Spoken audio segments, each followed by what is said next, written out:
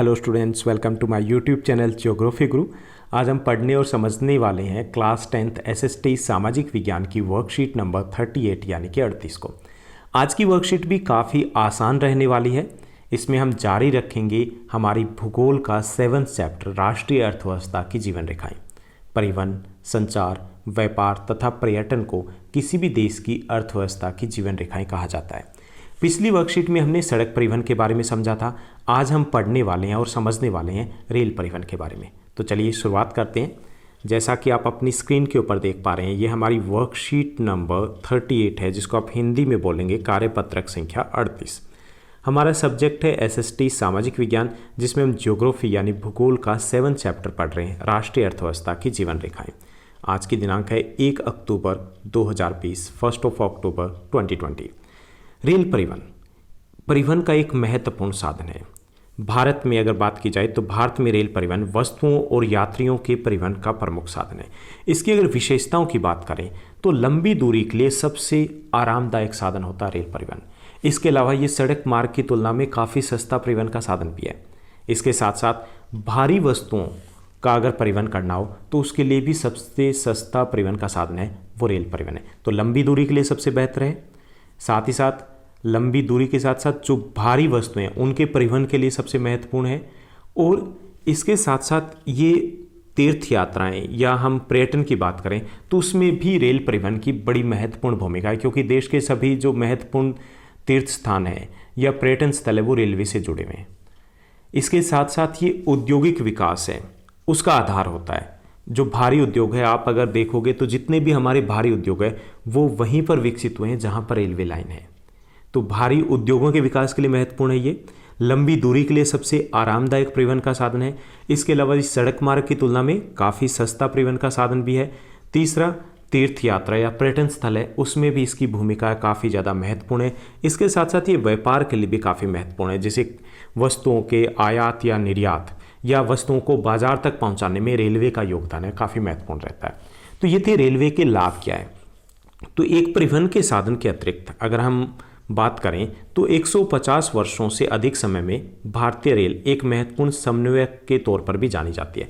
अब ये समन्वयक क्या होता है, जिसको हम इंटीग्रेटिंग यानी कि एकता स्थापित करने वाला एक साधन कह सकते हैं। तो ये समन्वयक इसलिए भी है क्योंकि ये देश के अलग अलग भागों को जोड़ती है। रेलवे उत्तर से दक्षिण, पूर्व से पश्चिम, हम रेलवे के द्वारा जुड़े हुए हैं। इसके साथ साथ ये हमारी सांस्कृतिक एकता का भी परिचायक है। हमारी जो कल्चरल डाइवर्सिटी है उसमें एकता स्थापित करती है, हमें एक दूसरी कल्चर से भी जोड़ती है रेलवे। साथ ही साथ हमारे देश के कृषि या आर्थिक विकास या उद्योगों का विकास है वो भी रेलवे के ऊपर निर्भर करता है। इसलिए हम ये कहते हैं कि रेलवे है वो एक एकता का परिचायक है या पूरे देश में एकता स्थापित करती है। रेलवे देश की अर्थव्यवस्था, उद्योग या कृषि के तीव्र गति से विकास के लिए उत्तरदायी है। जैसे कृषि का जो तैयार कच्चा माल है उसको मार्केट तक पहुंचाना या फिर बंदरगाह तक पहुंचाना या उद्योगों तक पहुंचाना, तो वो किसके द्वारा होता है, वो मुख्यतः रेलवे के द्वारा होता है। इसी तरीके से रेलवे कृषि क्षेत्र को रासायनिक खाद, बीज या मशीनें वो उपलब्ध करवाती है। उद्योगों की बात करें तो उद्योगों को परिवहन की आवश्यकता होती है कच्चे माल को उद्योगों तक पहुंचाने के लिए और तैयार माल को बाजार तक पहुंचाने के लिए। दोनों ही कार्य रेलवे के द्वारा किए जाते हैं। इसके साथ साथ देश के व्यापार में भी रेलवे की बहुत महत्वपूर्ण भूमिका है, क्योंकि जो व्यापारिक वस्तुएं जिनकी डिमांड देश में होती है उनको बाजार तक, और जो उत्पादन हमारे देश में होता है उसका निर्यात किया जाता है उसको बंदरगाह तक रेलवे द्वारा ही पहुंचाया जाता है। तो रेलवे का अपना एक महत्व है, यानी देश की एकता में भी महत्व है, देश के आर्थिक विकास में भी अलग से एक योगदान है।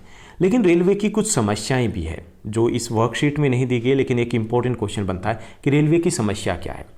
तो रेलवे कुछ समस्याओं का सामना करना पड़ रहा है रेलवे को। पहला ये है कि भारत में जो रेलवे पटरियां हैं, रेलवे लाइन है, वो अलग अलग प्रकार की है।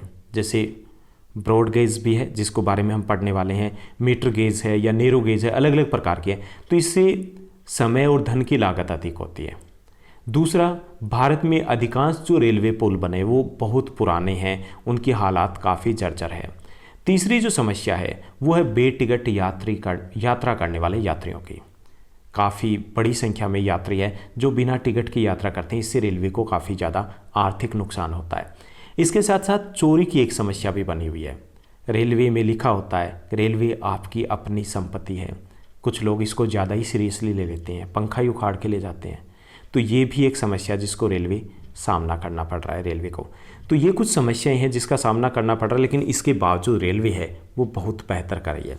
अब हम बात करेंगे कि रेलवे लाइन की। हमारे देश में 3 प्रकार की रेलवे लाइन होती है जो गेज के आधार पर, यानी कि लाइन को किस आधार पर बांटा गया, जो 2 पटरियां होती है उनके बीच की दूरी के आधार पर कि कितनी दूरी है। तो 3 प्रकार की, पहली है बड़ी लाइन जिसको हम ब्रॉड गेज बोलते हैं, इंग्लिश में, हिंदी में ब्रॉड गेज ही कहा जाता है कई बार। बड़ी लाइन है, इसमें पटरियों के बीच की जो दूरी होती है वो 1.676 मीटर होती है, या यूं कह सकते हो कि 2 पटरियों के बीच की दूरी 1 मीटर से अधिक होती है।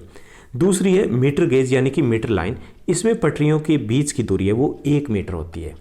तीसरी है छोटी लाइन जिसको हम इंग्लिश में बोलते हैं नैरो गेज, इसमें पटरियों के बीच की दूरी 1 मीटर से कम होती है। ये 2 प्रकार की होती है, 0.762 मीटर और 0.610 मीटर। ओके, तो ये 2 प्रकार की होती है। ये जो नैरो गेज की बात करें, जो छोटी लाइन है, ये अधिकांशतः पर्वतीय इलाकों में होती है। वहाँ पर पटरियाँ हैं वो पास पास इसलिए होती है ताकि जो पहाड़ी इलाकों में रेल परिवहन किया जाता है तो जो जंप होता है या हिचकोले खाती है ट्रेन, उसको कम किया जा सके। तो अभी हमारे देश में प्रयास चल रहे हैं कि सभी रेलवे लाइन को, जो पर्वतीय इलाकों में रेलवे लाइन है, उनको छोड़ करके एक कर दिया जाए। उसको किस में बदला जा रहा है? बड़ी लाइन में बदला जा रहा है, क्योंकि बड़ी लाइन में अगर बदला जाएगा तो समय और धन की बचत तो होगी, साथ में ट्रेन है वो और ज़्यादा तेज़ी से दौड़ पाएगी। यहाँ पर दिया गया किलोमीटर की भारत की अधिकांश जो रेलवे लाइन है वो किस में है? ब्रॉड गेज में कन्वर्ट कर दी गई है। लगभग 63,000 किलोमीटर लंबी है ये।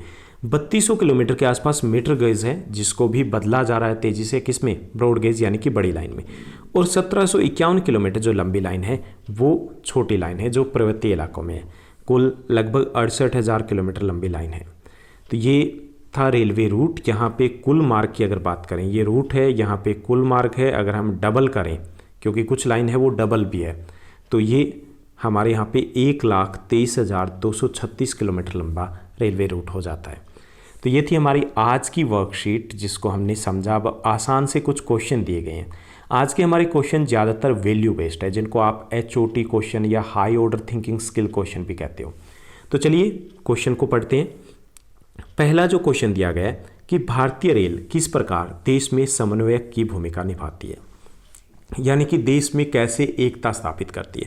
तो भारतीय रेलवे निम्नलिखित तरीके से देश में समन्वयक की भूमिका निभाती है। यह देश के विभिन्न भागों को आपस में जोड़ती है। दूसरा, रेलवे भारत की सांस्कृतिक एकता का भी परिचायक है।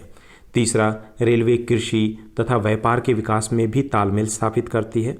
चौथा, रेलवे बंदरगाहों को उद्योगों तथा कृषि प्रदेशों से जोड़ती है। तो इस तरीके से हम कह सकते हैं कि रेलवे है देश में एकता स्थापित करती है और आर्थिक विकास को और ज़्यादा बढ़ावा देती है। ओके, उसके बाद दूसरा जो क्वेश्चन दिया गया है, ये आपका उत्तर अलग अलग हो सकता है। इसमें हमें बताना है कि रेल यात्रा से जुड़े अपने अनुभव के बारे में बताइए। अगर अभी तक आपने रेल में यात्रा नहीं की है तो परिवार के किसी सदस्य की रेल यात्रा के अनुभव के बारे में हमें लिखना है कि उनको कैसा लगा। तो यहाँ पे मैं अपना अनुभव लिख रहा हूँ। हो सकता है जिसने भी यात्रा की है तो उसका अनुभव भी ऐसा ही रहा होगा। लिखने को हम बहुत लंबा चौड़ा लिख सकते हैं, लेकिन हमें थोड़े शब्दों में लिखना है। ट्रेन के सफ़र ने मुझे हमेशा रोमांचित किया है। दिन की यात्रा हो या रात की यात्रा, मैं हमेशा ट्रेन से यात्रा करना पसंद करता हूँ। ट्रेन से अपने दिन के सफ़र के दौरान मुझे खिड़की से बैठकर बाहर का नज़ारा देखना बहुत पसंद है। मुझे बस हरे भरे खेत, विशाल पेड़, झोंपड़ियाँ, जलप्रपात दिखाई पड़ते हैं। मैं चलती ट्रेन से इस नज़ारे को देखने के लिए घंटों बैठ सकता हूँ। रात की यात्रा के बारे में मुझे क्या पसंद है कि ट्रेनें बहुत अधिक स्थान और आराम प्रदान करती है। हम आराम से लेट सकते हैं और सो सकते हैं। चलती ट्रेन में सोना अपने आप में एक अनुभव है, मुझे इससे बहुत प्यार है। तो ये था मेरा अनुभव कि मुझे ट्रेन में सफ़र करना कैसा लगता है। उसके बाद तीसरा जो क्वेश्चन दिया गया है वो दिया गया कि रेलवे किस प्रकार उद्योग और कृषि के विकास को बढ़ावा देती है। रेलवे उद्योगों के लिए कच्चा माल कम लागत पर उपलब्ध करवाती है क्योंकि सस्ता परिवहन का साधन है। दूसरा, रेलवे तैयार माल को बाजार तक भी पहुंचाती है। तीसरा, रेलवे कृषि तथा औद्योगिक जो प्रदेश है उनको बंदरगाहों से जोड़ती है क्योंकि काफ़ी सारी वस्तुएं जिनका हम निर्यात भी करते हैं। रेलवे कृषि प्रदेशों को बाजार से जोड़ती है। जो कृषि उत्पाद होते हैं उनको बाजार तक पहुंचाया जाता है रेलवे के द्वारा। रेलवे के द्वारा ही कृषि प्रदेशों को रासायनिक खाद, बीज, मशीनें इत्यादि आसानी से उपलब्ध हो पाती हैं। तो ऐसे हम कह सकते हैं कि रेलवे कृषि और उद्योग विकास में काफ़ी महत्वपूर्ण है। चौथा जो हमारा क्वेश्चन दिया गया है ये भी एक वैल्यू बेस्ड क्वेश्चन है। भारतीय रेल से संबंधित कुछ नई घटनाओं का जिक्र कीजिए, जैसे बुलेट ट्रेन, रेलवे का निजीकरण हो रहा है और रेलवे प्लेटफॉर्म पर उपभोक्ता शुल्क। तो इन सब के बारे में हमें बताना है जो बदलाव पिछले कुछ वर्षों में आए हैं। तो हाल ही की जरूर नहीं, पिछले हम 20 वर्षों की बात करेंगे तो भारत में सभी रेलवे लाइनों को ब्रॉड गेज में बदला जा रहा है, यानी बड़ी लाइन में बदला जा रहा है। ये पिछले 20 वर्षों से चल रहा है। तो पहला ये बदलाव है। दूसरा, सभी रेलवे लाइनों का विद्युतीकरण किया जा रहा है, इलेक्ट्रीफाइड किया जा रहा है, यानी कि इससे ट्रेन और तेज़ी से दौड़ेगी। तीसरा है, पहली बार रेलवे का निजीकरण हो रहा है, पहली बार, जिसमें 109 रूटों पर निजी ट्रेनें जल्द ही दौड़ने वाली हैं। चौथा, पहली बार हमें देश में बुलेट ट्रेन में यात्रा करने का मौका मिलेगा। पहली बुलेट ट्रेन अहमदाबाद से मुंबई के बीच दौड़ेगी। पांचवा, निजीकरण के साथ साथ अब हमें रेलवे प्लेटफॉर्म पर उपभोक्ता शुल्क भी देना पड़ेगा, यानी रेलवे के दर्शन करना महंगा होने वाला है। तो ये थी हमारी आज की वर्कशीट। उम्मीद करता हूँ आपको सब कुछ सबसे अच्छे तरीके से समझ में आया होगा और आपकी पढ़ाई बहुत अच्छे से चल रही होगी।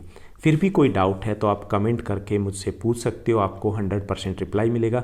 इसके साथ साथ जब भी आप रिप्लाई देते हो, जब भी आप कमेंट करते हो, बड़ा अच्छा लगता है। इससे हमारी कनेक्टिविटी है और ज़्यादा मजबूत होती है। जब मैं चैप्टर या वर्कशीट बनाता हूँ तो मुझे अलग सा एक फीलिंग आती है कि हाँ, कुछ बच्चे हैं जो इस वर्कशीट का वेट करें।